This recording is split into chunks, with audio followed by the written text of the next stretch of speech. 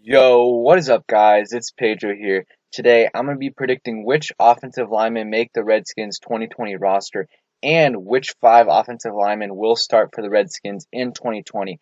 If you guys are new, subscribe for Redskins and NFL content. So, let's get right into the video. So, as you guys all know, the offensive line isn't necessarily the strong suit for the Redskins, but we do have some young players that could potentially start this year, and we'll see how they do. So, let's start with the offensive linemen that I think will make the roster. So first of all, the Panthers and the Redskins both had 9 offensive linemen on the roster last year. So I suspect that it's going to be 10 this year because there's an added player to the team. So I'm going to have 10 players making the roster. So let's get started. So the first one, it's obvious. Brandon Sheriff is making the team. He signed a franchise tag. They're going to try to work out a deal. But even if they don't work out a deal, he is still under contract for the 2020 season. Last year he started in 11 games and played decent, was a little down year for him, but still played pretty good, just needs to stay healthy. We all know Brandon Sheriff is playing for the Redskins next year, and he's going to start. The next player, I think Wes Martin will end up starting, and I think he's going to make the team. He's 24 years old, 6'3", 315 pounds. Last year, had a decent year, played in 9 games, but he started 5 games when Sheriff was out, and the last few games of the season he really started to play better, and I thought he looked like a decent guard, and I think he can start for us at left guard this year. And yes, he did start at right guard last year, but I think he's going to be able to start at left guard. He's going to be competing with Wes Schweitzer and maybe some other, but I think he's going to ultimately win the job, and he will be starting. So the next player I have making the team is Keith Ismail, who we did draft in the 5th round last year. He's very versatile, can play left guard, right guard, or center. So I think he's going to make the roster. I don't see him making a huge impact in his rookie year. He's going to be a depth player, might end up playing a little bit, but I definitely don't see him starting. Here is college stats from his 4 years at San Diego State. Started in 12, 11, and 13 games in his sophomore through junior or senior year. So played pretty. He's going to play on special teams and definitely might play in if Wes Martin or Sheriff gets hurt. So the next player I have making the team as our backup guard is Wes Schweitzer. Wes Schweitzer we signed this year in free agency to, I believe, a 2-year deal last year with the Falcons. Played in 15 games, started 7 games. So he's not a very good player, but he's a really, really good backup. So if Wes Martin gets hurt or Brandon Sheriff gets hurt, he's going to be able to come in there and start and be decent. Now, he's not going to be elite, but he's going to be able to get the job done for 4 to 5 games when Sheriff or someone else is healing from an injury. So I think he's a good piece to have on our team. And who knows, he might end up starting over Wes Martin. But I do think Wes Martin will end up getting the job. But Wes Schweitzer's veteran experience is going to help him if he wants to beat Wes Martin. So we'll see. That's going to be very interesting. Now going on to the tackles. So the tackles I have making the roster, the Redskins did sign Cornelius Lucas this offseason, and I think he is going to end up making the roster, and he will compete for that starting left tackle spot. So last year with Chicago, played in all 16 games and started 8 games. So again, another guy that can come in there and get the job done if your starter's out. I really do think that he might compete for the starting job with Sadiq Charles and Jerron Christian. We will see. I think if Sadiq Charles plays really good in training camp, then I think he can end up being the starter. But if not, then Cornelius Lucas might start for the first few games, maybe for the first half of the season. And then once Sadiq Charles is ready, I think he will end up being the starter at some point in the season, but it's just going to be a matter of time. When he is ready, I think he will end up starting. So that goes obviously into Sadiq Charles. So drafted Sadiq Charles in the 4th round this year, and his talent was really a 2nd round talent, but he dropped due to off the field issues. So I think he's a little bit of a raw talent, but if we do have a normal training camp this offseason, I think he's going to be able to compete for the starting job. And if he plays good, he could be our week 1 starter at tackle. So it's going to be really interesting to see. It's going to be one of the biggest battles of training camp. Sadiq Charles versus Cornelius Lucas.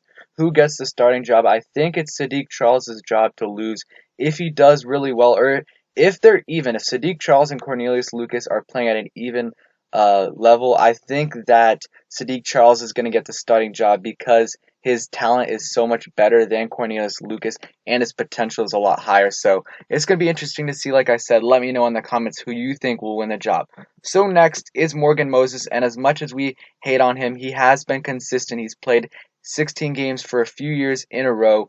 He's played 7 years for us, 6'6", 330 pounds, and I think he will be our starter at right tackle. And yes, he did have a down year last year, but he did have a couple years in 2017 and 2018 where he was a solid starter for us. So I think if he can get back to that level, then we might keep him around for the next few years, maybe give him an extension. But this might be his last year with us. If he plays like he did last year or worse, then we might have to move on from him just because he is a pick from the old regime. So Ron Rivera has nothing invested in Morgan Moses, but we will see how he does. I think he is a solid player, and if he plays like he did a few years ago, then I think we will keep him. And he's going to be, if he plays like he did a few years ago, that's a solid starter. So I'm looking forward to see how Morgan Moses does. I just hope he can keep those penalties low and try to uh, stay healthy because the last couple years he has played 16 games, but he's had a bunch of ankle injuries. Next player I do have making the team at tackle is Jerron Christian.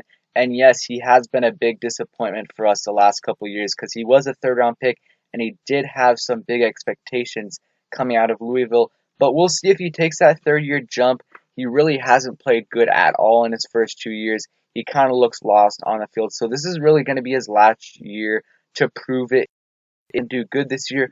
Since he is a pick from the old regime, I do think that he will end up getting cut if he doesn't, at the very least, become a solid backup left tackle after this season because the contract for fourth year, second through seventh round draft picks gets a lot higher. So they're going to have a lot of better reasoning for cutting him if he doesn't play good this year because his contract is going to be a lot higher. So keep an eye out on Jerron Christian during this training camp period. Let's see if he takes that third year step. So next player, this is an obvious pick. Chase Roulier is going to make the roster. He's become a solid center for us. This is his fourth year. He started in 14 games last year, played in 14 games, so he played pretty good. He's become a solid center for us, and this is his last year under contract for the Redskins. We'll see if we bring him back because we do have some backup players like Keith Ismail and Ross Pierschbaker, that can become center. So we'll see.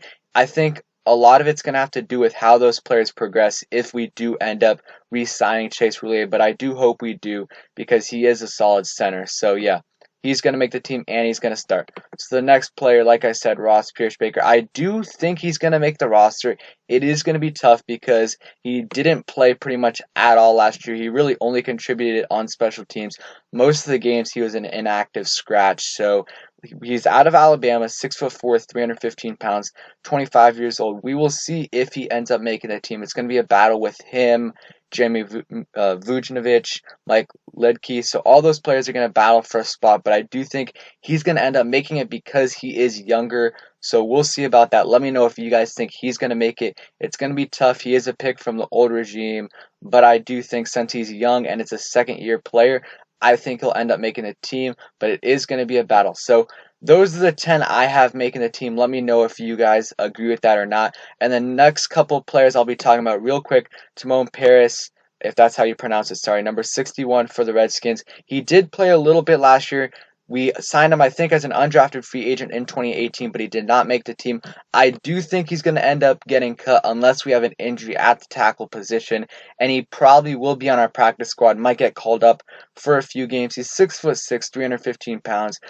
He's really young, 24 years old, so we'll see. He could end up being a candidate to make the team if we do have an injury, but I doubt he makes the team. He just doesn't have much experience, and he's not that good. We'll see, though. Some other players, like I said, Jeremy Vujnovic and Mike Ledke, I really think they're just camp bodies.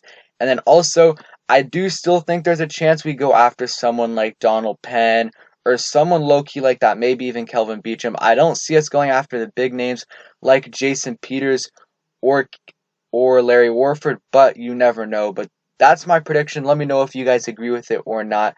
Thanks for watching. I hope you guys enjoyed. I will be streaming tomorrow, and channel members will be able to come on the panel with me and talk. So make sure to stay tuned for that. It's going to be around 6 o'clock. Again, Thank you guys for watching. I really hope you guys enjoyed this video. Let me know if you agree with my 10 or not. Do you think we're going to keep less than 10? The Panthers and the Redskins kept 9 last year, so it's going to be interesting. But the roster does expand to 55. Again, thank you guys for watching. Hope you guys enjoyed the video. If you did, please smash the like button. Subscribe if you're new. Turn on those post notifications. And peace. Stay safe, guys.